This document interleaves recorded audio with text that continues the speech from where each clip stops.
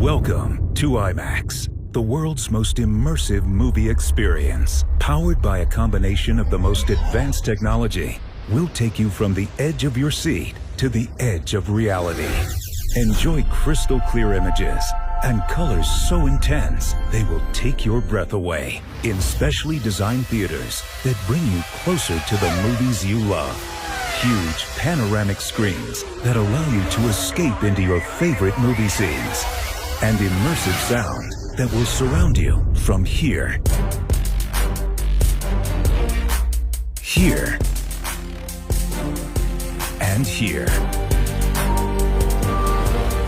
We can take you from a pin drop to the thunder of a jet engine.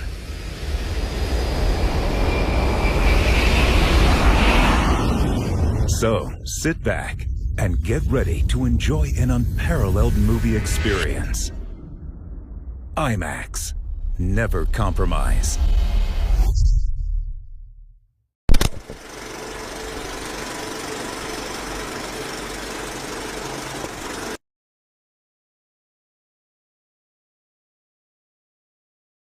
आसमां सा चल तुझको उड़ाऊं, झिलमिल सितारे आ तुझको दिखाऊं।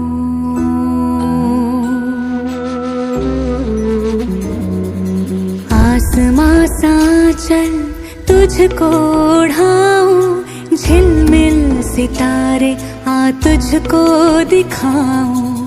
रात का अंधेरा हाथों से छुपाऊं, आजा मेरी गुड़िया एक लोरी सुनाऊं, लोरी सुनाऊं, तुझको सुनाऊं।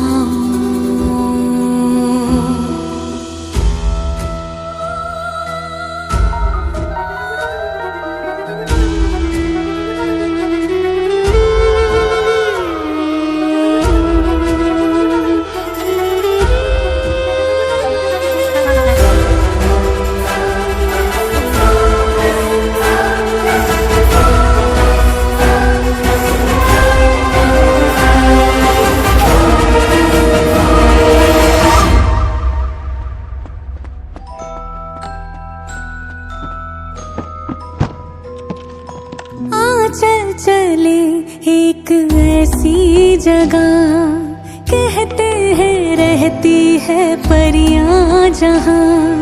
सतरंगी बादल हवा में उड़े, नन्ही सी कलियों से खिलता आसमां।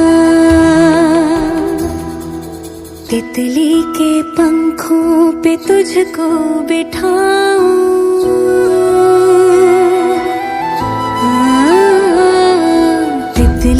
के पंखों पे तुझको बिठाऊं, खुशियों की बारिश में तुझको भिगाऊं। रात का अंधेरा हाथों से छुपाऊं, आजा मेरी गुड़िया एक लोरी सुनाऊं, लोरी सुनाऊं, लोरी सुनाऊं, तुझको सुनाऊं।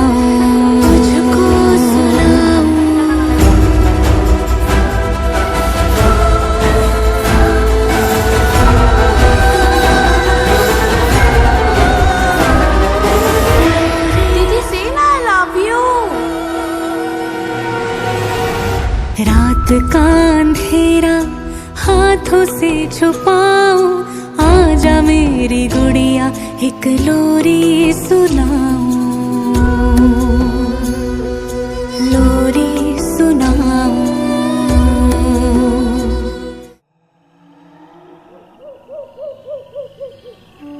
বহুদিন আগের কথা, 24 পরগনার এক গ্রাম গোপালগঞ্জ। পৌষ মাসের শেষ, কৃষ্ণপক্ষ চলছে এখন।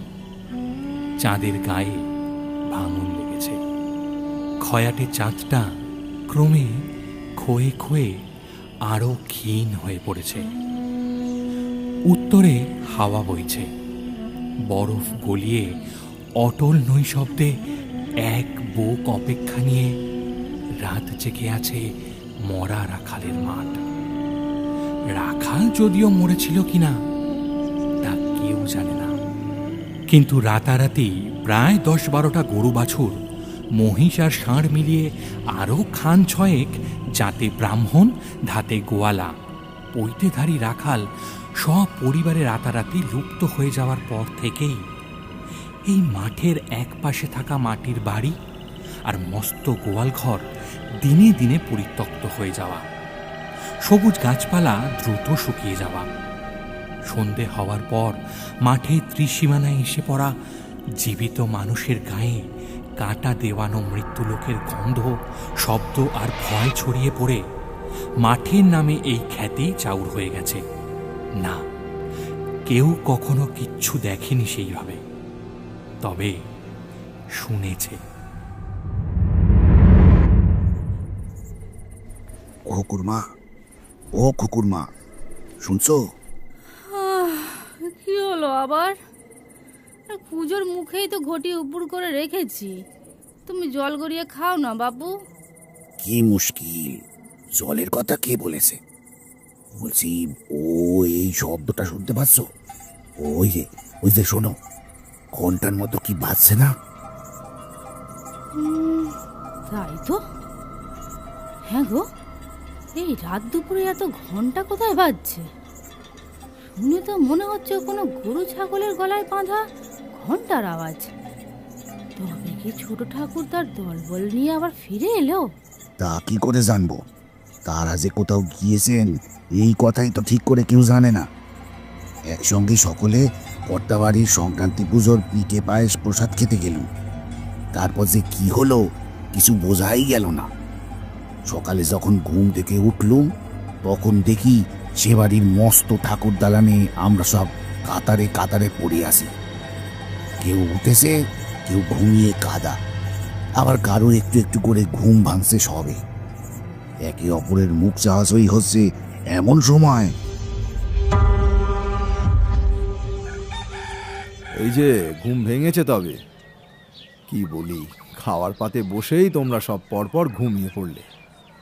আমি নায়েব মশাইকে ডাকলাম, উনি এসে বললেন গরিব মানুষ সবারই ঘরের চালে ফাঁক ফোঁক করাচ্ছে। যা ঠান্ডা পড়েছে, সারা রাত হু হু করে ঠান্ডা হাওয়া ঢোকে।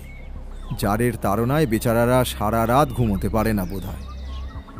এমনিতেই সেই কাক ভোর থেকে গাধার খাটুনি খাটছে সবাই, তার উপর উপসী। এখন এই রাতে দানে পাওয়া গরম কম্বল মুড়ি দিয়ে বসে জমিদার বাড়ির ঘেরা ঢাকা বারান্দায় প্রসাদী গরম পিঠে পায়েস খেতে পেয়ে আরামে চোখ বুজে এসেছে সবার। থাক থাক, একটু ঘুমিয়ে নিক সকলে। নায়েব মশাইয়ের কথায় আমার করুণা হলো, তাই তোদের আর হাঙ্গামা করে ডাকলুম না। ভাবলুম একটা রাত রাজার হালে ঘুমিয়ে নে। কিন্তু আমরা ঘুমলাম কি করে? গরিবের ভিটে হাজারো জ্বালা, পিঠে আগুন জ্বলে আর শরীরটি ভেজায় শীতের যন্ত্রণায়। কিন্তু তবুও বড় লোকের বড় দালানে খেতে বসে আমরা সবাই একসঙ্গে অকাতরে ঘুমিয়ে পড়লুম। এ কি ভোজবাজি নাকি?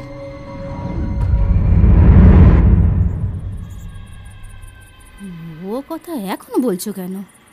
হ্যাঁ, বলছি কি আর সাধে, সেই যে আমরা সবাই একে একে জেগে উঠে যে যার ঘরে ফিরতে লাগলাম, অমনি কানাঘুষো শোনা গেল। বলি এ আবার কেমন কাণ্ড, হ্যাঁ? অতগুলো গরু বাছুর একটাও নেই। ছোট ঠাকুর আর খোকন বাবুই বা গেল কোথায়? ঘর গোয়াল সব খাঁ খাঁ করছে যে। কেউ কেউ কোথাও নেই। এ কেমন হলো? আচ্ছা আচ্ছা, ছোট কর্তামা গেলেন কোথায়? কোথায় আর যাবে? তিনিও তার ছেলে আর নাতির সঙ্গেই গেছেন হয়তো। তা তো হবার জন্যই। যবে থেকে ছোট কর্তাবাবু সঙ্গে গেছেন তবে থেকে কর্তামা ভিটার চৌকাট পেরোননি। এমনকি এক রুটি খোকন বাবুকে রেখে যখন বউ ঠাকুরানী চোখ বুঝলেন তখন ছোট ঠাকুর তো মাকে বলেছিলেন।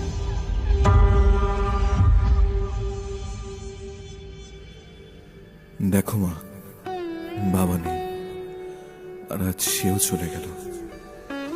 এই গ্রামে আমাদের যে আপন বলে কেউ আছে তেমনও নয়, বরং বড় তরফের সঙ্গে যখন তখন বিবাদ।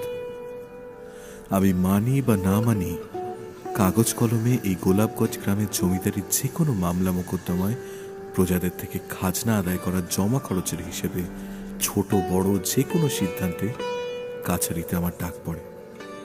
উকিল মশাইয়ের কথায় যখন তখন সদরেও ছুটতে হয়।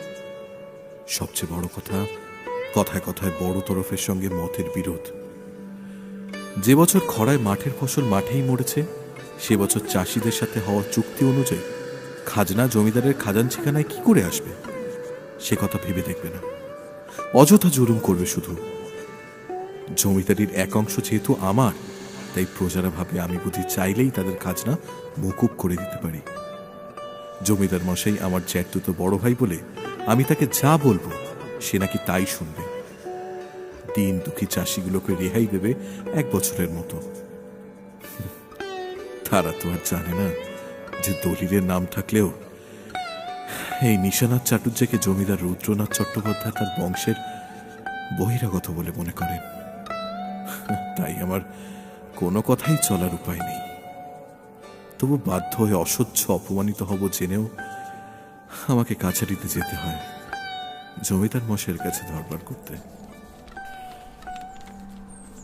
দেখো দাদা, এই ভাগ চাষিরা আমাকে গিয়ে বলেছে আমি যেন তোমায় বলি এই শোনে ওদের একটু দয়া করতে। সবাই জানে আর তুমিও জানো যে চাষের মরশুমে পর্যাপ্ত বৃষ্টির অভাবে মাঠের ধান মাঠেই রোদে পুড়েছে, ঘরে তোলা যায়নি কিছুই। তাই বকেয়া খাজনা ওরা দিতে পারবে না। বেশ তো, খাজনা যখন দিতে পারবে না তখন সার কেনার যে দাম খাজাঞ্চিখানা থেকে কর্য করে নিয়ে গিয়েছিল সেই দেনাটা শোধ করে দিক। সত্যি তো ফসল ফলেনি, ওরা খাজনা কোথা থেকে দেবে? কিন্তু আমার ঘর থেকে যে টাকা গেছে সেটা তো আমি ঘরে না ফিরিয়ে ছাড়তে পারবো না। তোমার সাথে তো ওদের খুবই ভাব, যাকে বলে গলায় গলায়। তা এই কথাটা তুমি তাহলে আমার হয়ে ওদের বলো, হ্যাঁ, দেখি কেমন কাজ দেয় তোমার কথায়। সে কি কথা দাদা? ওদের কাছে টাকা কই যে ওরা দেনা শুধবে? সার কেনার টাকায় তো সার কেনা হয়ে গেছে, তা জমিতে ব্যবহার করাও হয়ে গেছে। এখন ওরা কোথা থেকে টাকা পাবে? কোথা থেকে পাবে তা তো আমি জানি না, তবে আমার চাই এটা নিশ্চিত।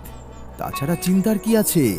ওদের কাছে টাকা না থাকলেও তোমার কাছে তো আছে, তুমি ওদের হয়ে দিয়ে দাও, বিষয়টা তো একই। না, দেব না। কারণ তোমাকে বুঝতে হবে যে মানুষের ভালো মন্দ দুরকমই সময় আসে। ওদের এখন সময়টা মন্দ যাচ্ছে, ওরা তোমার প্রজা, তোমার ওদের পাশে থাকা দরকার, ওটা তোমার কর্তব্য। এর মধ্যে আমি কেউ নই। অমনি তুমি কেউ নও, তাই না? অথচ আমার আর আমার প্রজাদের মধ্যে এসে বড় বড় কথা বলার সময় ঠিক বলতে পারলে, আর যেই টাকার প্রসঙ্গ ওঠে অমনি তুমি কেউ নও। ভালো তামাশা। যাই হোক, কিন্তু না, তামাশা নয়। আমি চেয়েছিলাম দাদার মনের পরিবর্তন হোক।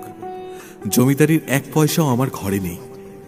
যে বংশের আভিজাত্যে আমার মায়ের সম্মান নেই, যে পরিবার আমার বাবার সাথে চরম দুর্ব্যবহার করেছে, সেই পরিবারের কোনো কিছুর প্রতি আমার কোনো আসক্তি নেই। কিন্তু এই গ্রামের মানুষগুলো আমার বাবাকে ভালোবাসত, আমার মাকে সম্মান করে, আমাকেও আপন মনে করে। সেই মানুষগুলোকে তো আমি এইভাবে চোখের জল ফেলতে দিতে পারি না। তাই সম্পূর্ণ নিজের উপার্জিত অর্থ দিয়ে ওনাদের দেনাগুলো শোধ করলাম।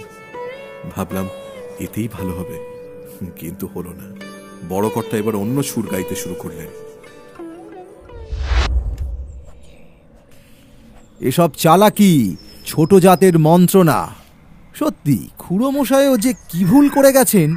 ব্রাহ্মণ হয়ে এক গোয়ালিনীকে বিবাহ করে গ্রামে এনে সেই থেকে রোপণ হয়েছে শত্রুতার বীজ। বৃন্দাবনে বেড়াতে গিয়ে কুলে কলঙ্ক বয়ে আনলেন তিনি। কিন্তু কর্তা মশাই, আমাদের স্বর্গ তো বড় কর্তা মশাই, মানে আপনার পিতা তো দূরদর্শী ছিলেন, তাই আগে ভাগে বিপদের নিষ্পত্তি করেই গেছেন। দুই পরিবারের বাসস্থান তো তিনি শুরুতেই আলাদা করে দিয়েছেন, যাতে সংসারে শান্তি বজায় থাকে। স্থান আলাদা হলেই বা শান্তি আর এলো কই? দলিল দস্তাবেজে তো দুপক্ষেরই সমান অধিকার। ঠাকুরদা এই বিপত্তিটা বাঁধিয়ে গেছে। ত্যায্যপুত্র করে গেলে তো আর খুড়োমশাইয়ের পরিবারের কোনো হস্তক্ষেপ থাকতো না এই জমিদারির মতামতের উপর। এখন আমি সেই তো জ্বালায় মরছি। মূর্খ প্রজার দল এদিকে সুবিধা না হলে ওদিকে গিয়ে দৌড় ধরে, আর অমনি সুবিধে হয়ে যায় গুণধরে। ঘুরিয়ে নাকটা দেখিয়ে দেন সুযোগ বুঝে। আমি কি আর এসব বুঝি না? টাকা পয়সা ছড়িয়ে আসলে তলে তলে এই জমিদারের উপর অধিকার স্থাপন করা হচ্ছে, যাতে আমার অবস্থা নড়ে যায় আর প্রজাদের রাজা হয়ে কাছারি দখল করতে পারে সেই ভেগধারী। তাই যদি না হবে, যেখানে আমি শেষ কথা বলে দিয়েছি, সেখানে নতুন করে দয়ার সাগর সেজে চাষাভূষগুলোর উপকার করার কি আছে? হ্যাঁ, এটা তো ঠিক কথাই। না না, এটা তো ভেবে দেখিনি। সত্যি কি কুটিল ষড়যন্ত্র! না না না, এত শত্রুতা ধর্মে সইবে না জমিদার মশাই।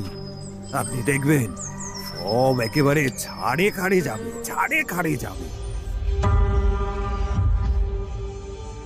দুঃখী মানুষগুলোর কথা ভেবে তাদের পাশে দাঁড়াতে গেলাম, আর বিনিময়ে পেলাম কুৎসা, সঙ্গে অভিশাপ।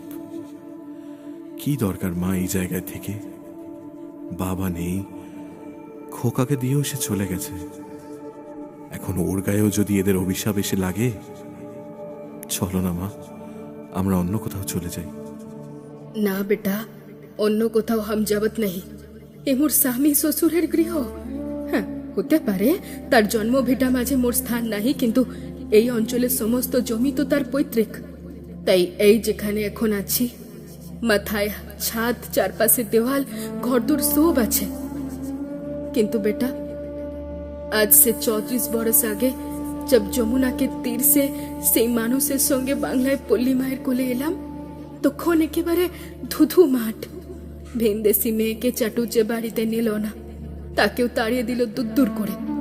তিনি কি তখন চাইলে অন্য ঠাঁই চলে যেতে পারতেন না? কিন্তু যায়নি, আমায় বলেছিলেন, শোনো রাধারানী, এ আমার জন্মস্থান। এই মাটি ছেড়ে আমি কোথাও যাব না। বাবা নেই, দাদা ভিন্ন করে দিলেন। তার উপর আমার কথা চলে না, কিন্তু আমি ভেঙে পড়ব না। এখানেই নিজের ক্ষমতায় ঘর করে তুলব। আমি যদিও সম্পূর্ণ অকেজো মানুষ, খাওয়া আর বেড়ানো ছাড়া 28 বছরের জীবনে অন্য কোনো অভিজ্ঞতা হয়নি। জমিদার নন্দন তো, আমার ঘুমে কিছুই হবে না। তবু না মরা পর্যন্ত আমি গোপালগঞ্জের বাইরে যাব না। राम राम, ये कैसी बात कहो बत तुम? हम है ना, सारा जीवन गोमातंग सेवा करते हम। এখনো তাই করব। তুমি দুটো গাই গরু কিনে নিয়ে এসো। হ্যাঁ, আমি তাদের দুধ থেকে ঘি মাখন তৈরি করব। দেখো, ও সব বেচেই আমাদের চলে যাবে কানহাজির কৃপায়। उस दिन से लड़ाई करছি বেটা, টিকে থাকার লড়াই। যাতনা পাবত কিন্তু থেমে যায়নি। আর আজ অন্যের দুটো মিথ্যে কথা গায়ে নিয়ে চলে যাব? না, কিচ্ছুতেই না। প্রাণ থাকতে আমি এখান থেকে কোথাও যাব না। আরে এই কথা তো সকলে জানে, তারা মায়ে বয়ে এখান থেকে কোথাও যাওয়ার চিন্তাও করেনি কোনোদিন। আর সবচেয়ে বড় কথা, যদি গিয়েও থাকে তা গেলেন কোন পথে? ওই তো যদু নাপিত গিয়ে ঘাটে শুধিয়ে এলো, মাঝিরা কেউ কিচ্ছু জানে না। ঘাটে বাঁধা আছে সব কটা নৌকা, নদী না পেরিয়ে তো গ্রাম ছাড়বার জো নেই। আচ্ছা আচ্ছা আচ্ছা, নদীর ধারের জঙ্গলের ভেতর দিয়ে তারা পায়ে হেঁটে যায়নি তো? বা ধরো তারা হয়তো এই গ্রাম থেকে বেরিয়েছেন, কিন্তু বাইরে না গিয়ে পাশের গ্রামে গিয়ে উঠেছেন, এমনও তো হতে পারে। কি হয়েছে আর না হয়েছে আমাদের ভেবে কাজ নাই গো। কর্তা মশাই তো লোক লস্কর লাগিয়েছে, দেখাই যাক না কি হয়। মানুষগুলো তো আর কপুরের মতন বাতাসে মিলিয়ে যেতে পারে না। মিলিয়েই গেল তারা, কোথায় কিভাবে তা কেউ জানল না। গোপালগঞ্জ গ্রামের চাটুর্যে বংশের ছোট পক্ষ বৃদ্ধা রাধারানী দেবী, তার ছেলে নিশানাথ চাটুর্যে, আর মা মরা 6 মাস বয়সের নাতি হৃদিনাথ, আর অতগুলো পোষ্য জীব এক কথায় উধাও হয়ে গেছে। তাও আবার রাতারাতি না। বড় কর্তা মানে জমিদার রুদ্রনাথ চাটুর্যে খুড়তুতো ভাই ভাইপো এবং সর্বোপরি খড়িমার সন্ধানে বিস্তর অর্থ ব্যয় করলেন। কিন্তু গোপালগঞ্জ বা তার পাশের গ্রাম কুশাইপুর, এমনকি গ্রামের সংলগ্ন নদী পেরিয়ে ওপারে গিয়েও প্রায় 2 ক্রোশ পথ দূরে থাকা স্টেশন পর্যন্ত তল্লাশি করে আসা হলো, কিন্তু কিছুতেই কিছু হলো না। ফলে সবাই ধরে নিল ছোট কর্তা মানে রাখাল ঠাকুর আর তার পরিবার হয়তো আর বেঁচেই নেই। একসাথে সকলে কি করে মরল, আর মরলেই বা তাদের মৃতদেহগুলো গেল কোথায়? এই প্রশ্ন রহস্য হয়ে থেকে গেল এক অমাবস্যার অতল অন্ধকারের মতো। প্রথম চাপানোতর চললেও ধীরে ধীরে গা সওয়া হয়ে গেল সব। সইল না শুধু, এরপর থেকে গ্রামে ঘটতে থাকা দৃশ্যহীন উপসর্গগুলো, যেমন রাত বিরতে ভেসে আসা একরাশ তীব্র দুর্গন্ধবাহী বাতাস, যে গন্ধে মানুষের নিঃশ্বাস নেওয়া দায় হয়ে পড়ে। ঘুমন্ত মানুষগুলো ঘুমের মধ্যেই দম বন্ধ হয়ে মরতে মরতে জেগে ওঠে। এ কি, এ কোন নরক থেকে এমন অসহ্য পচা গন্ধ আসছে? বাপরে বাপ, মনে হচ্ছে আমরা ঘরে নয়, নিঘাত কোনো ভাগাড়ে এসে পড়েছি। ছি ছি ছি ছি ছি ছি, কি বিচ্ছিরি আসতে গন্ধ! মা গো, এবার মনে হচ্ছে দম নিতে না পেরে মরেই যাব। ঈশ্বর রক্ষা করো, রক্ষা করো ঠাকুর। ছটফট করতে থাকা মরণাপন্ন মানুষগুলোর এই আকুতিটা হয়তো কারোর কানে পৌঁছায়।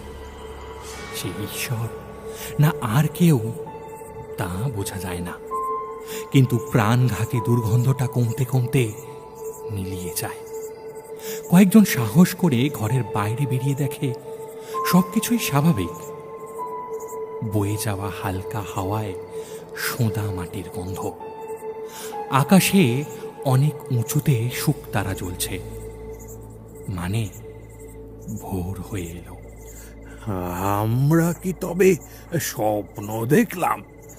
কিন্তু সকলে মিলে একটা স্বপ্ন কখনো কি দেখা যায়? এইসব ভালো লক্ষ্য নয়। জমিদার মশাইয়ের কাছে গিয়ে বলতে হবে, তিনি যেন একটা যা হয় বিধান করেন। গ্রামে বোধ হয় কারো কুনজর পড়েছে। হ্যাঁ, কিছু পুজো আচরা করে দোষ কাটাতে হবে। এই কথাটা শেষ হতে না হতেই গ্রামের শেষ প্রান্তের সেই মরা রাখালের মাঠের দিক থেকে যেন কয়েক জোড়া পায়ের আওয়াজ পাশাপাশি এগিয়ে আসতে থাকে।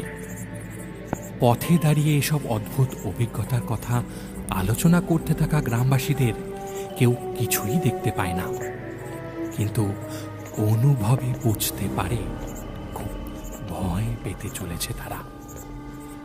যারা আসছে তারা অন্য জগৎ থেকে আসছে।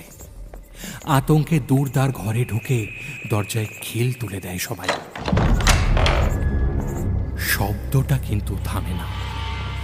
ভয়ে আর মাঘ মাসের হাড় কাঁপানো শীতে ঠক ঠক করে কাঁপতে কাঁপতে ওরা শোনে ওদের দরজার ঠিক সামনে দিয়েই দলটা এগিয়ে গেল, সম্ভবত গ্রামের ভিতরে কোনো এক নির্দিষ্ট গন্তব্যের দিকে।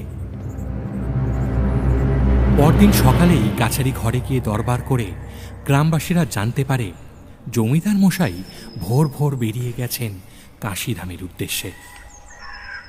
কর্তামশাই তার গুরুদেবের আশ্রমে গেছেন।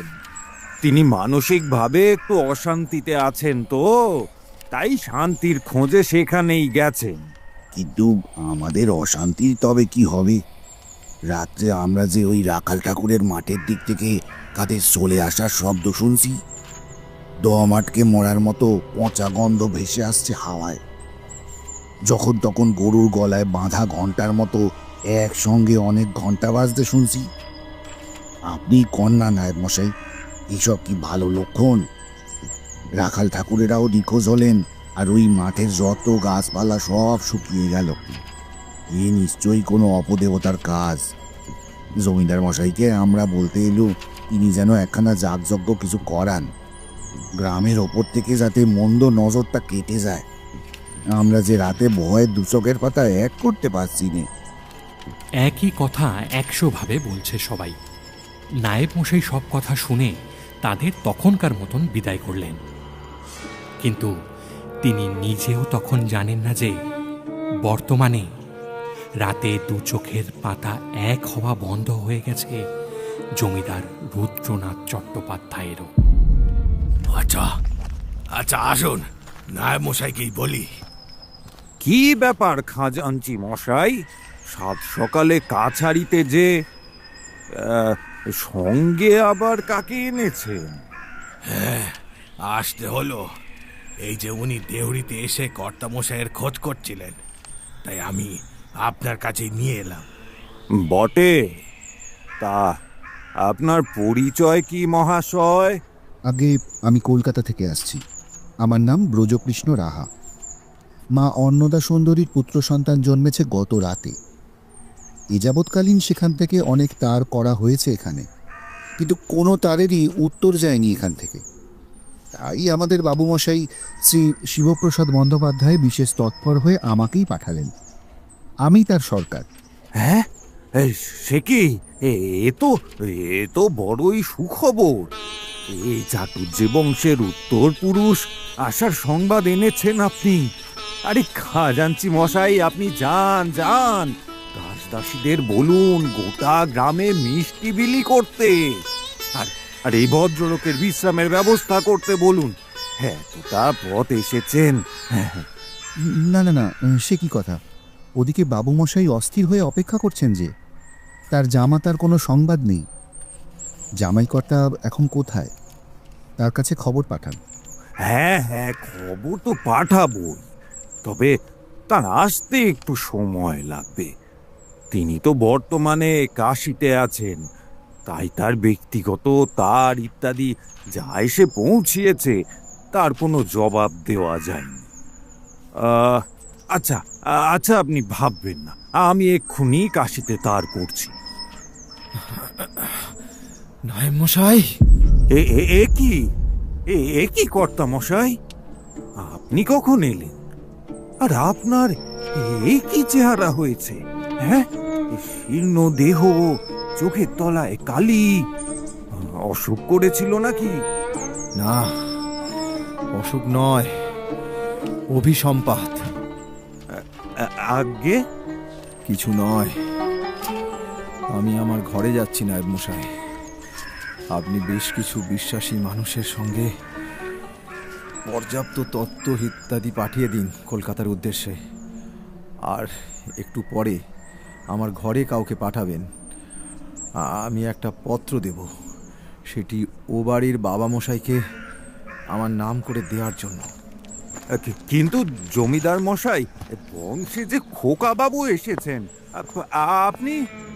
রুদ্রনাথ ক্লান্ত পায়ে দ্রুত গতিতে নিজের শোবার ঘরের পথ ধরলেন, নায়েব এবং কলকাতা থেকে আসা সংবাদ বাহক দুজনকে পিছনে রেখে।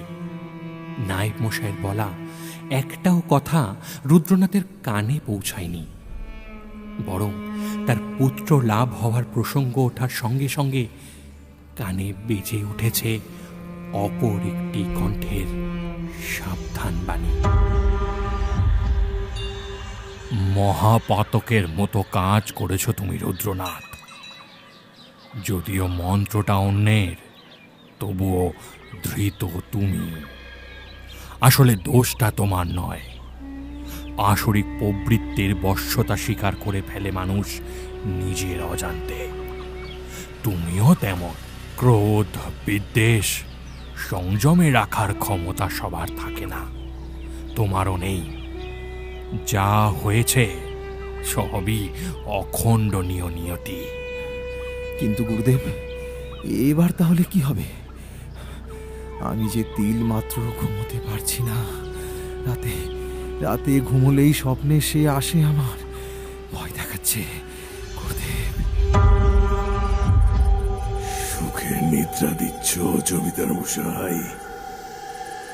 আমাদের চোখ থেকে আলো কেড়ে নিয়ে তুমি ভালো থাকবে ভেবেছ? কে কে কথা বলছে? এ কি কি বিশ্রী গন্ধ! ঘরের সুগন্ধি ধূপ কি নিভে গেছে? এত শীত করছে কেন? আর বিল সুজে তো প্রদীপ জ্বলছিল, তা সত্ত্বেও এত অন্ধকার এলো কি করে আমার ঘরে? অন্ধকারই তো আছে এখন। আমাদের একমাত্র সঙ্গী ওই অন্ধকারটুকুই। আমাদের জগতে কেবল শীতলতা, পিষে ওঠা মাংসল দেহগুলো থেকে বাতাসে ছড়িয়ে পড়ছে ওই গন্ধটা। আমরা এর মধ্যেই আছি। কিন্তু তোমরা তোমরা কারা? কোথায় থাকো তোমরা? আর আমার কাছেই বা এসেছো কেন? আমাদের জগতের নাম পিশাচ লোক। আমরা ওই লোকের বাসিন্দা। তোমার কাছে এসেছি কেন শুনবে? এসেছি তোমার সর্বনাশ করতে। তুচ্ছ বাসনা পূরণের জন্য তুমি যে নিষ্ঠুর কাজ করেছ, যে পাপ করেছ, সেই পাপের শাস্তি দিতে এসেছি। কি কি শাস্তি? হ্যাঁ, কিসের শাস্তির কথা বলছো? নির্বংশ হবে তুমি, যেমন আমি হয়েছি। যতই চাতুরি করো, প্রতিশোধ আমি নেবই। শুনছো জমিদার মশাই? কত কাঁদছে আমার মানিক। ঠিক অমন করে কাঁদাবো তোমায়। বাপ হয়ে সন্তানের শোক সইতে কেমন লাগে তুমি বুঝবে। না না, শোনো, যার এখনো জন্ম হয়নি তার ক্ষতির চিন্তা করো না। করব। তার ক্ষতি হলেই তুমি আসল শাস্তি পাবে।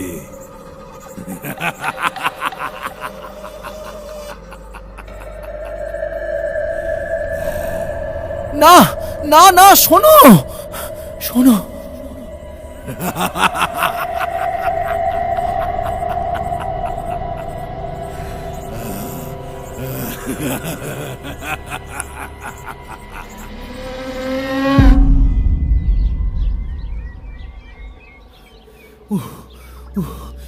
এই দৃশ্যের কথা ভাবলেও আমার সারা শরীর শিউরে উঠছে। সে কি পৈশাচিক হাসি! হাসতে হাসতে সে বিদায় নিল, আর তারই সঙ্গে সঙ্গে চলে গেল সেই বিশ্রী দুর্গন্ধ আর নিকষ কালো অন্ধকার। আমার বুকের ভিতরটা ধড়ফড় করে ওঠে। মনে হয় যেন এক্ষুনি মরে যাব। এমনি করেই কেটে যায় রাতটা। পরের দিন সকালে মনকে প্রবুদ্ধি, স্বপ্ন দেখেছি, দুঃস্বপ্ন, কিন্তু গলাটা যেন পরিচিত। তবে কি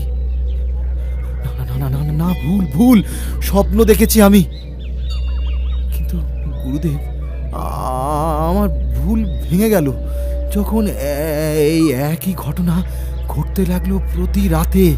সে ঘুমের মধ্যে এসে ভয়ঙ্কর রূপে হানা দেয় আমার শান্তির রাজ্যে।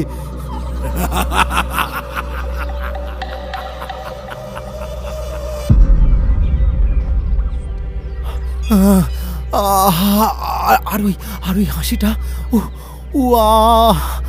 আমি ওই হাসিটা ঘুমে জাগরণে সব সময় শুনেছি, যেমন এখনো শুনতে পাচ্ছি। আপনি আমায় রক্ষা করুন গুরুদেব, রক্ষা করুন। সেটাই স্বাভাবিক। যে কোনো জীবিত প্রাণীকে জীবদ্দশায় মাটির নিচে চাপা দিয়ে রাখলে সে পিশাচ জনি প্রাপ্ত হয়। এক্ষেত্রেও তাই হয়েছে। আর আমি যোগ দৃষ্টিতে দেখতে পাচ্ছি বর্তমানে সেই পিশাচ ভীষণ ক্রোধে তোমার সঙ্গে সঙ্গে ঘুরছে। না, তোমার কোনো বড় ক্ষতি সে করবে না। তার উদ্দেশ্য অন্যরকম। কিন্তু সময় অসময়ে তুমি খুব ভয় পেতে পারো, আর সেই ভয় তোমায় উন্মাদ করে তুলতে পারে। না গুরুদেব, আপনি আমায় রক্ষা করুন, বাঁচান। আমি এইভাবে থাকতে পারবো না। আমায় রক্ষা করুন, আমি আপনার শরণে এসেছি। করব। তুমি শিষ্য, আমি গুরু। শিষ্য যদি পদস্খলন হয়ে নরক গমন করে, ঈশ্বরও যদি তাকে ত্যাগ করেন, সেই সময় গুরুরও অব্যাহতি নেই। গুরুকে শিষ্যের মঙ্গল সাধন করতেই হয়। আমিও তাই করব। এই নাও, এই কবজে কাশীর পুণ্যঘাট চেতসিংঘাট শ্মশানের ভক্ত দেহদাহের পবিত্র ভস্যদ্রব্য রয়েছে। এই তোমার হাতে বেঁধে দিচ্ছি। যতদিন বাঁচবে এ কখনো খুলো না। এর গুণে পিশাচ তোমার থেকে দূরে থাকবে। আপনাকে অনেক ধন্যবাদ আমায় রক্ষা করার জন্য। রক্ষা শুধু তুমি পেয়েছ, তোমার উত্তর পুরুষ এখনো বিপদে। সে কি? তার তবে কি ব্যবস্থা হবে গুরুদেব? এক্ষেত্রে আমি অপারক রুদ্রনাথ। তোমার কৃতকর্ম তাকে জন্ম বিপন্ন করেই পৃথিবীতে আনছে। সেই পিশাচ আর এই নবজাতকের মাঝে যদি আমি গিয়ে দাঁড়াই, তবে তা আমার পক্ষে অধর্ম হবে। কারণ সেই হতভাগ্যের পাশে কেউ ছিল না। তাই প্রতিশোধ সাধনে সে যথেষ্ট স্বাধীন এক্ষেত্রে। তবে আমি একটা বিধান দিতে পারি, যাতে তোমার সন্তানের আয়ু বৃদ্ধি পায়। দয়া করে বলুন, কি করতে হবে? বর্তমানে তোমার স্ত্রী অন্যত্র বাস করছে, তাই তো বললে। সন্তানের জন্মের পর তার গৃহে ফেরার কথা। আগে কিন্তু তার ফেরা হবে না। তাকে এবং তার সন্তানকে তোমার গ্রামের থেকে অনেক দূরে থাকতে হবে। সেই ভয়ঙ্কর জিঘাংসা প্রতিশোধ নিতে অস্থির, কিন্তু গ্রামের সীমার বাইরে সে যেতে অক্ষম। তাই এই দূরত্ব তোমায় বজায় রাখতে হবে। তাহলে সব দিকে রক্ষা হবে গুরুদেব, আর ভয়ের কিছু নেই? আছে, যা ছিল তা এখনো আছে। আমি শুধু একটা ব্যবধান তৈরি করছি এইমাত্র। তোমার সন্তানের ভাগ্যে একটা এমন রাত আসবে যে রাতে সে সেই পিশাচের মুখোমুখি হবে। তার পিতৃকৃত পাপের দায় মেটানোর সময় এলে ভয়ঙ্করের চেয়েও ভয়াবহ বিপদ হবে তার।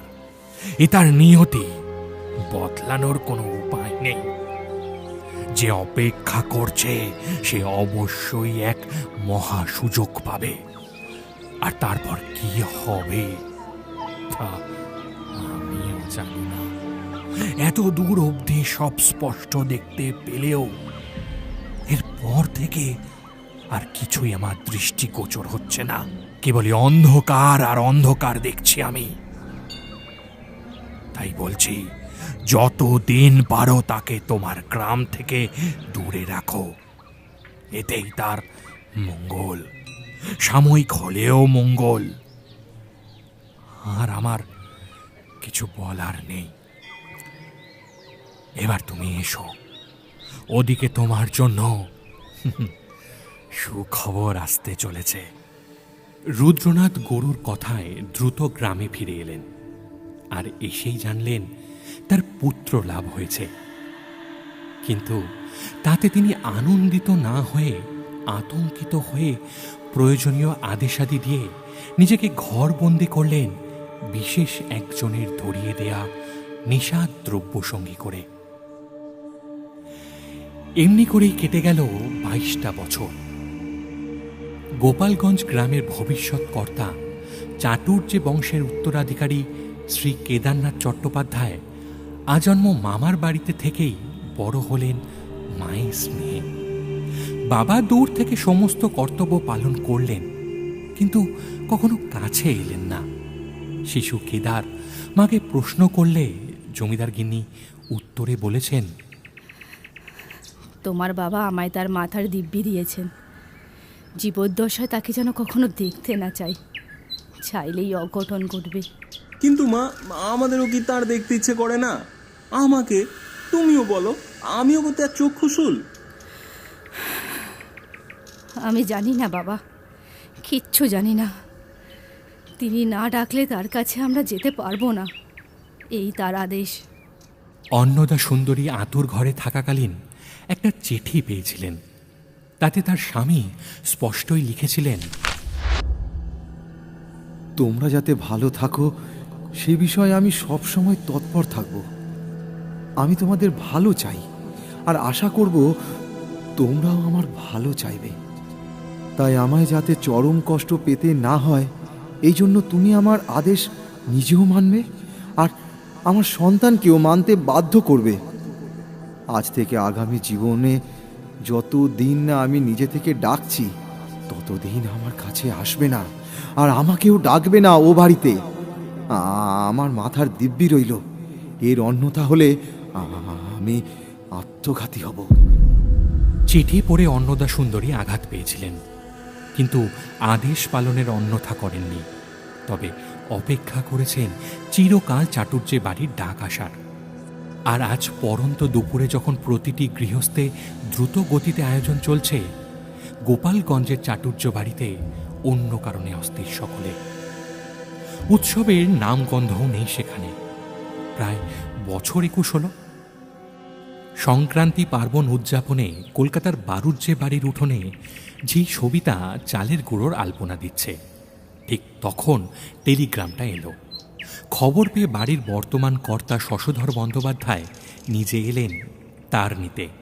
পত্রের সংক্ষিপ্ত বয়ান পড়ে তিনি এতটাই চমৎকৃত হলেন যে তাড়াতাড়ি যেতে গিয়ে সদ্য আঁকা আলপনার কুলোটা মারিয়ে ফেললেন অজান্তে। হায় হায় হায় হায়, দাদা বাবু যে নকশাটা নষ্টই করে দিলেন। অন্নদা, আরে ও অন্নদা, কেদারনাথ, গেলে কোথায় তোমরা? এখানে এসো শিগগিরি। আরে কি হয়েছে, কি ডাকছো কেন? এক্ষুনি একটা দাঁড় এলো, আমাদের কেদারকে নিতে আসছেন গোলাপগঞ্জের নায়েব মশাই। আমাকে নিতে লোক আসছে? তবে কি বাবা এতকাল পর আমাদের ডাকলেন? হ্যাঁ, ডেকেছেন। তবে আপনাদের নয়, কেবল আপনাকেই ডেকেছেন তিনি। মা জননীর কথা তিনি বলেননি, শুধু আপনারই নাম করেছেন, প্রায় অচৈতন্য অবস্থায়। হ্যাঁ, কি কি হয়েছে তার? নায়েব মশাই, আপনি চুপ করে আছেন কেন? বলুন বলুন, কি হয়েছে তার? আপনি ও গ্রামের নায়েব মশাই? আজ্ঞে ছোট কর্তাবাবু, নমস্কার। আমি গোপালগঞ্জ গ্রামের নায়েব শ্রী দামোদর চৌধুরী। আমি আপনাদের সেবক।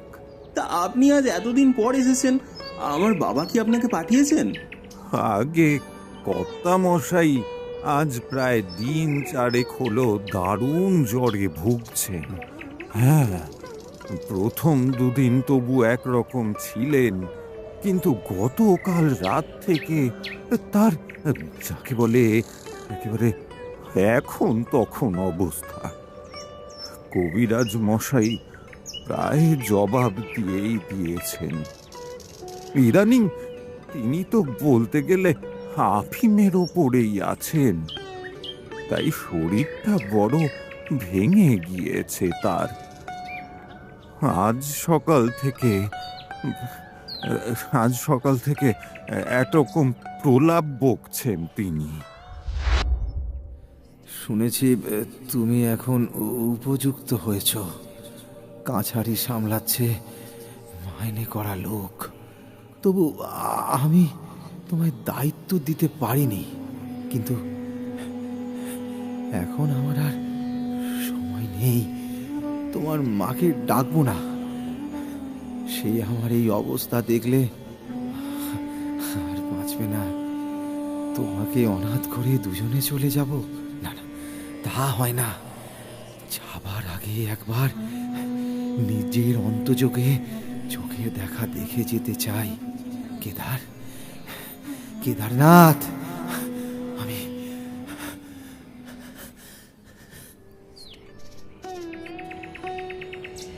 এই শুনে গ্রামের বিজ্ঞজনেরা বললেন, মনে হয় কর্তা মশাই আর বেশিক্ষণ নেই। যাবার আগে ছেলের নাম করছেন, তাকে একবার খবর দেওয়া হোক, শেষ দেখাটা দেখে যাক, ছেলের হাতের জলটুকু অন্তত মানুষটার পাওয়া হোক। তাই আমি তার করে দাদা বাবুকে তৈরি থাকতে বললাম, এসে নিয়ে যাব বলে। বোধহয় ডাকে কিছু গোলমাল হয়েছে, কারণ তার তো এইমাত্র পেলাম, আর এরই মধ্যে আপনি এলেন। হ্যাঁ, তা হতে পারে। তা দাদা বাবু, চলুন তবে, শীতের বেলা রেলপথে যেতে হবে। তারপর গরুর গাড়ি আমি স্টেশনেই রেখে এসেছি। চলুন, আমি তৈরি। আর এক মুহূর্ত দেরি না করে যেমন ছিলেন তেমন ভাবেই রওনা দিলেন কেদারনাথ। অন্নদা সুন্দরী চোখে আঁচল দিয়ে নিজের ঘরের দিকে চলে গেলেন। তার স্বামী তাকে ডাকেননি, তাই তিনি যাওয়ার জেদ করতে পারলেন না। আর মা ছেলে দুজন দুদিকে চলে যাওয়ায় হতভম্ব শশধর কি থেকে কি হলো তাই ভাবতে ব্যস্ত হলেন একাকী দাঁড়িয়ে। একদিকে রেলপথ পেরিয়ে এক প্রস্ত গরুর গাড়িতে যাত্রার পর ঘাটে বাঁধা নৌকায় উঠলেন কেদারনাথ নায়েব মশাইয়ের সঙ্গে। মাঝিকে বলাই ছিল, যাত্রীরা ছইয়ের ভেতর ঢুকে বসতেই দরাদরি খুলে নাও বইতে শুরু করল মাঝি। রাত বাড়ার সঙ্গে সঙ্গে শীতও বাড়ছে পাল্লা দিয়ে। নৌকায় যেতে যেতে কেদারনাথের মন অস্থির হয়ে উঠেছে। কতক্ষণে সে গিয়ে দাঁড়াবে তার বাবার ঘরের চৌকাঠে। ওদিকে অস্থির হচ্ছে আরেক পক্ষ। ক্রমশ সারা যাচ্ছে ঘুমিয়ে থাকা হিসেবে। ছলাৎ ছলাৎ শব্দে জল কেটে এগিয়ে চলেছে নৌকাটা। নায়েব মশাই বললেন, হ্যাঁ, এই নদী পেরিয়ে অল্প আর পথ, ঘাটে আরেকটি গরুর গাড়ি তৈরি আছে, আমরা তাড়াতাড়ি পৌঁছে যাব। সেদিকে সবাই আপনার জন্য অপেক্ষা করছে তো। এদিকে দীর্ঘ অপেক্ষার শেষের প্রহরে সময় এসে দাঁড়াচ্ছে ধীরে। তারই আভাস ভেসে আসছে রাতের বাতাসে।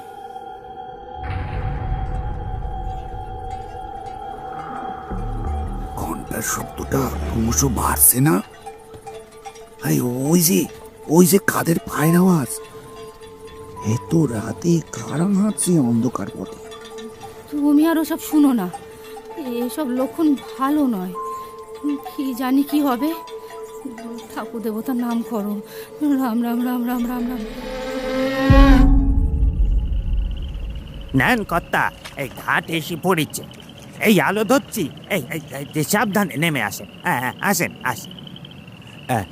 আপনি আগে নামুন ছোট কর্তা বাবু। গ্রামের পথ এই একটু একটু দেখে চলুন। আমি ঠিক আছি। গরুর গাড়িটা কোথায়? আপনি দাঁড়ান দাঁড়ান, আমি ডাকছি। এই ধনঞ্জয়, শিগগির এদিকে আয়। নায়েব মশাইয়ের গলা পেয়েই গাড়ি নিয়ে ছুটে এলো গাড়োয়ান ধনঞ্জয়। তারপর বিনা বাক্য ব্যয়ে কেদারনাথ ও নায়েব মশাই একে একে গাড়িতে ওঠার পর গ্রামের দিকে মুখ ঘুরিয়ে চলতে লাগলো গরু দুটো। বেশ খানিকটা যাওয়ার পর হঠাৎ গাড়িতে বাঁধা গরুগুলো একসঙ্গে গাড়ি সমেত যেন লাফিয়ে উঠল। আর তারপরই দুটো গরুর চার চার করে আটটি পা ক্রমশই যেন বসে যেতে থাকলো পথের মাটির মধ্যে। প্রচণ্ড ঝাঁকুনি লেগে যাত্রীসহ গাড়োয়ান অপ্রস্তুতে পড়লেও এবার গাড়োয়ান তৎপর হল। আরে কি হচ্ছে? গরুগুলোকে কে যেন মাটির তলা টেনে নিয়ে যাচ্ছে মনে হচ্ছে। না না না না, আমি কিছু করতে পারছি না। আপনারা সব গাড়ি থেকে ঝাঁপিয়ে পড়েন এক্ষুনি। ছোট কর্তা বাবু, শিগগির নেমে চলুন গাড়ি থেকে।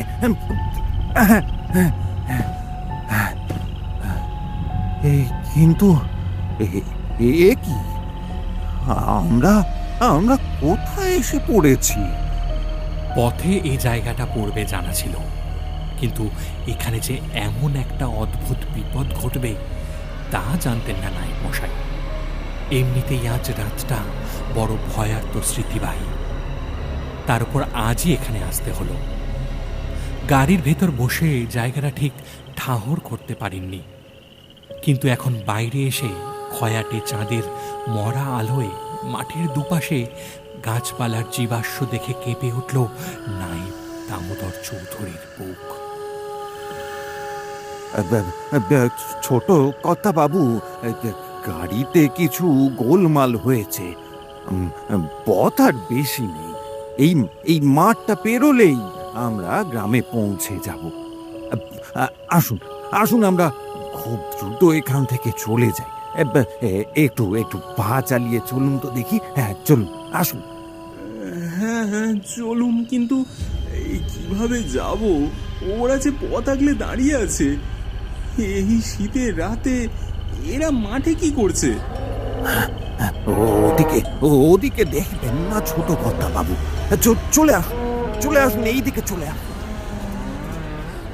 কিন্তু কিভাবে যাব? চারিদিকেই তো একটা দুটো কি অগুন্তি গরু বাছুর।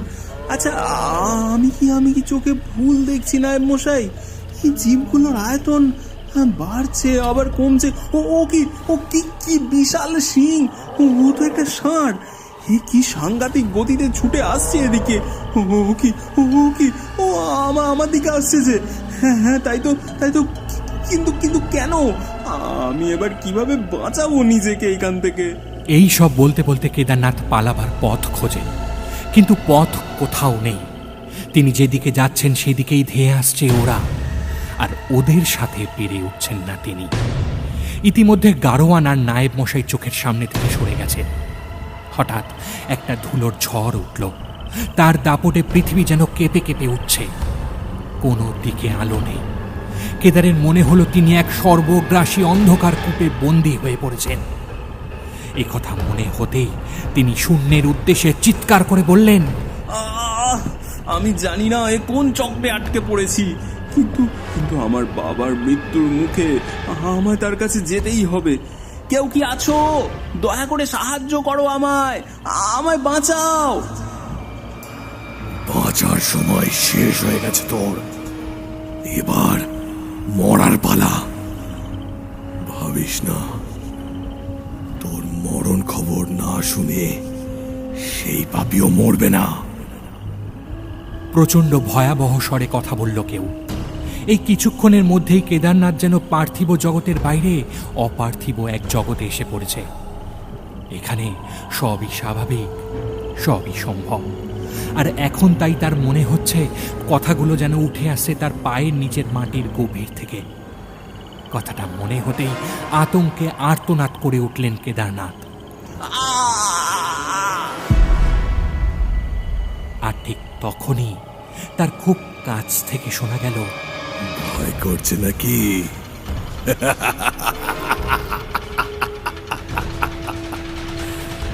মৃত্যু ভয় করছে?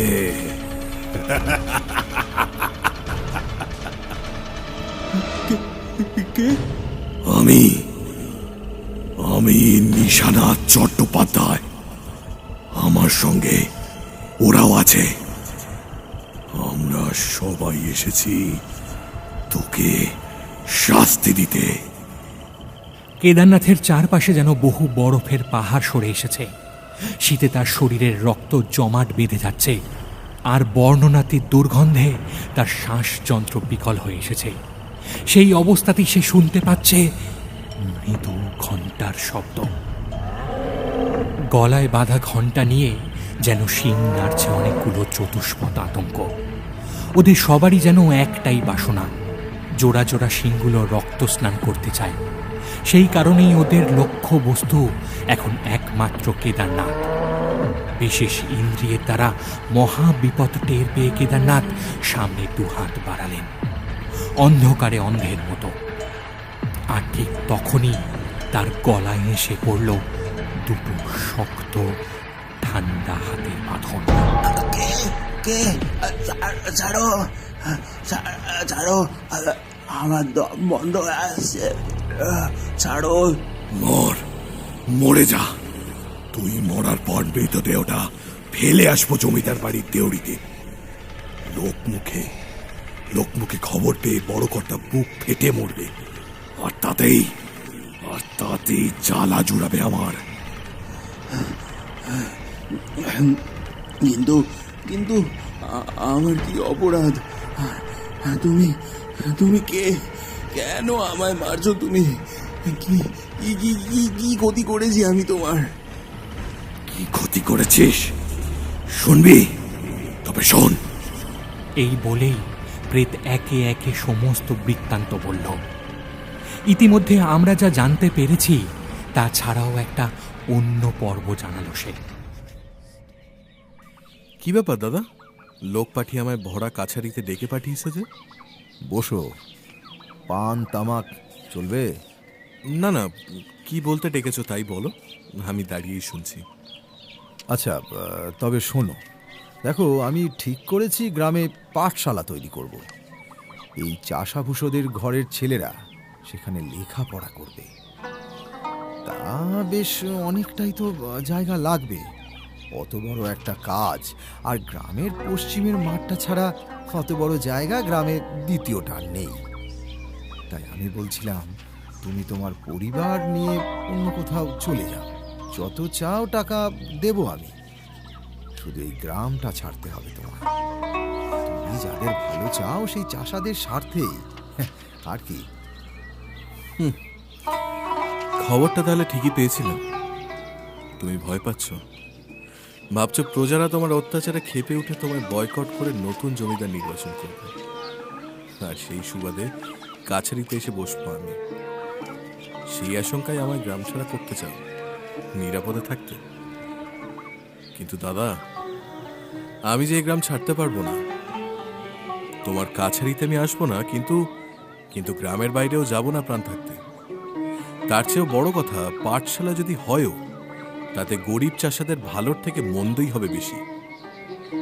তুমি যে ধরনের মানুষ, তাতে দাতব্যশালা খুলে পরের ছেলেকে শিক্ষিত করবে না, লেখাপড়ার অছিলায় তাদের আরো বেশি নিংড়ে নেবে শিক্ষা লাভের খরচের নামে। তাই আমি ওই পশ্চিমের মাঠ ছেড়ে কোথাও যাচ্ছি না। বটে, বেশ দেখি কেমন থাকতে পারো। বেশ দেখো।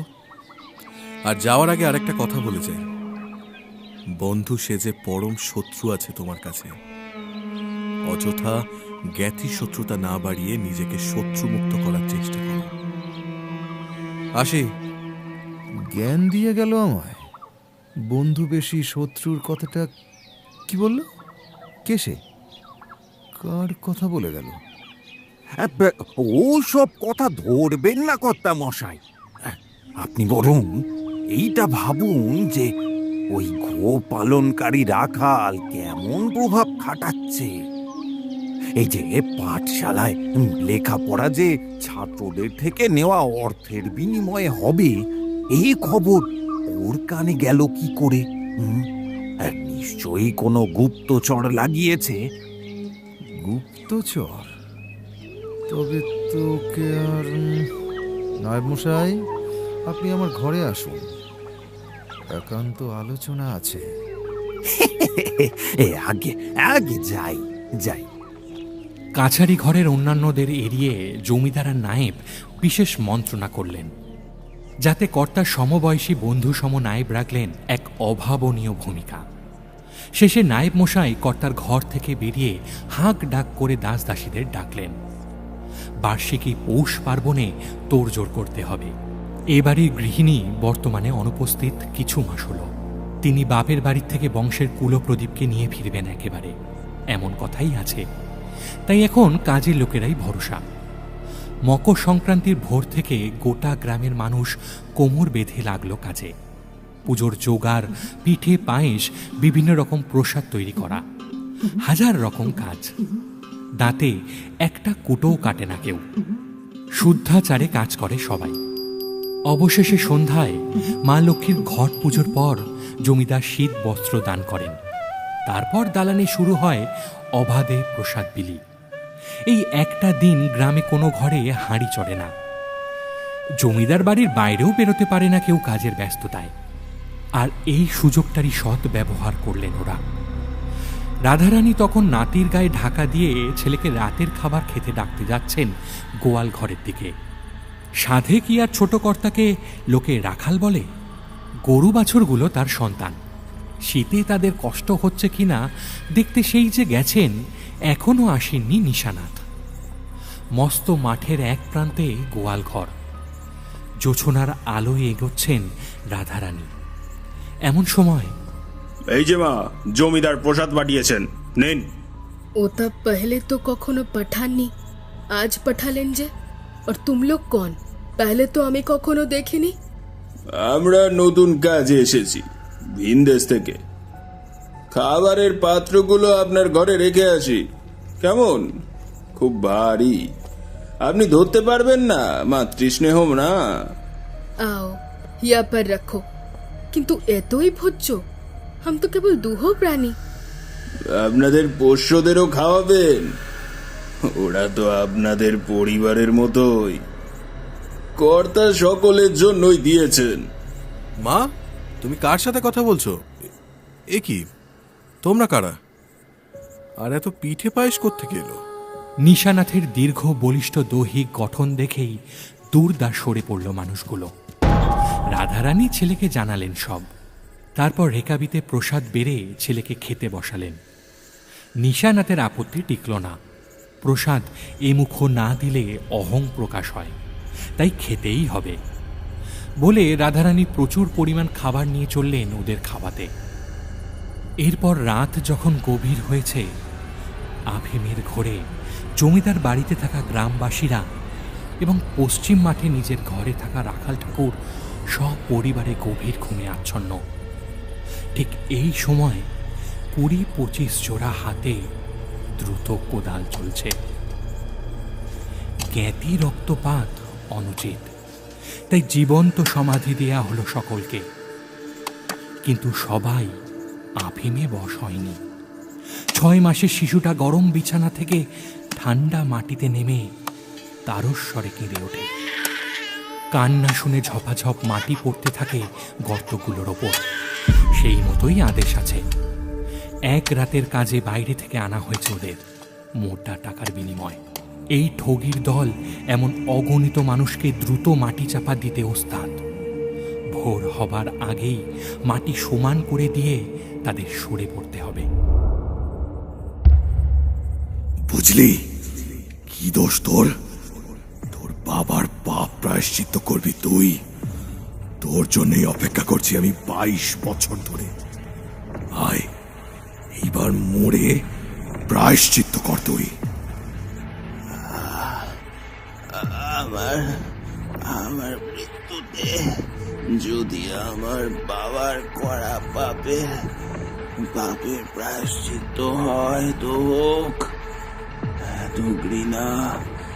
এত ঘৃণ্য কাজ যে করেছে তার ছেলে হয়ে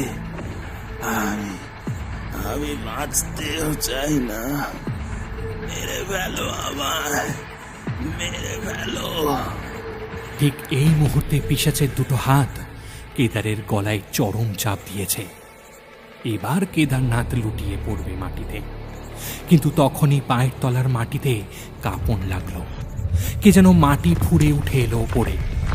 তারপর দ্রুত পিশাচের 2 হাত সরিয়ে দিয়ে কেদারনাথের গলায় কোমল হাতে আদর করতে করতে ক্রুদ্ধ নাগিনীর স্বরে কথা বলে উঠল। দেখ খোকা, আপন তানায় সামনে একটা ছেলেকে তুই খুন করেছিস, তবে কি মোর শিক্ষারই দোষ? মা, ওর বাবা আমার ছেলেটাকে খুন করেছিল, আর আমি ওকে সেই পাপেরই শাস্তি দিচ্ছি। এটা কি আমার ভুল? ছাড়ো, ওকে ছেড়ে দাও তুমি। আমি আজ ওকে শেষ করে দেব। না, এ মোর স্বামী শ্বশুরে বসন কো শেষ বাতি। এর কিছু হো জানে পর বংশ লোপ পায়, পূর্বজ জল না পাবে। এর কোনো ক্ষতি করতে দেব না তোকে। সরে যা, সর। এই বলে কেদারনাথের হাত ধরে কেউ তাকে নিয়ে চলল উল্টো দিকে। ততক্ষণে ঝড় থেমে গেছে, জ্যোৎস্না ফুটেছে আবার। তারই আলোয় কেদারনাথ দেখল এক সাদা থান পরা বৃদ্ধা তাকে নিয়ে চলেছে মৃত্যুরূপী গরু মহিষের পাশ কাটিয়ে। মা, অত বড় ষড়যন্ত্রটার কোনো বিচার হবে না? এ তোমার কেমন ইচ্ছা? असली गुनहगार को पकड़ो, उसको सजा दो। সে তো তোমার কাছেই আছে। এক ধুতি চাদর পরা ব্যক্তি, যে এতক্ষণ মাঠের উপর আতঙ্কে পাথর হয়ে পড়েছিল, সে হঠাৎ উঠে ছুটে কেদারনাথের কাছে আসার চেষ্টা করল।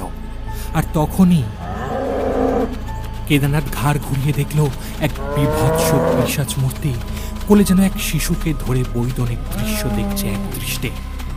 মস্ত মাঠের চারপাশ থেকে দানবিক আকারে কিছু গরু মোষ ঘুরছে বৃত্তাকারে, আর তারই মাঝখানে প্রাণ ভয় পালিয়ে বাঁচার চেষ্টা করছেন গোপালগঞ্জ গ্রামের প্রবীণ নায়েব শ্রী দামোদর চৌধুরী।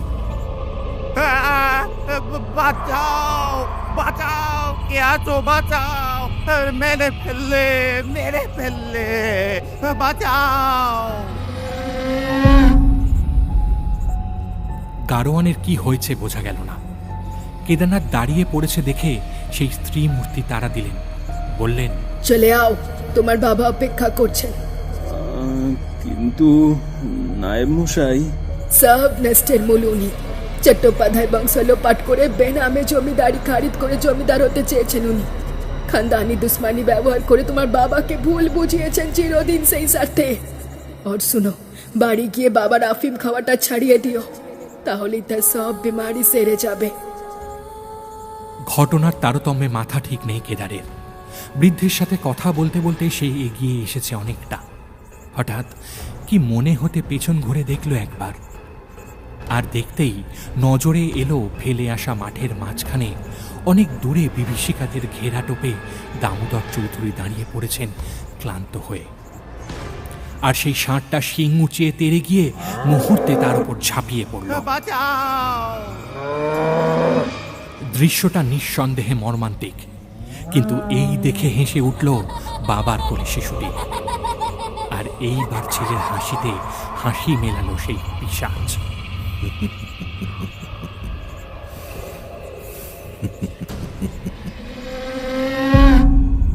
তবে এই হাসিতে হুঙ্কার নেই, আছে পরিতৃপ্তি। আঁশ মিটিয়ে দেখছে ওরা এই বহু প্রতীক্ষিত পৈশাচিক প্রতিশোধ লীলা। যাও, আব সিধা হেঁটে গেলেই জমিদার বাড়িতে পৌঁছবে। ভোর হয়ে এলো, আমার এগোতে পারবো না। এই বলেই কেদারের হাত ছেড়ে দিলেন ওই মহিলা। কেদার লক্ষ্য করল মহিলার গলায় তুলসীর মালা। হয়তো এই মালার গুণেই পিশাচে পরিণত হয়েও মনুষ্যত্ব মরেনি এই মহিলার। আপনাকে আপনাকে অনেক ধন্যবাদ। আচ্ছা আচ্ছা, আপনি কে তা তো বললেন না। চোখের সামনে একরাশ ধূসর ধোঁয়ায় মিলিয়ে যেতে যেতে মহিলা বলে গেলেন তার নাম। রাধা রানী।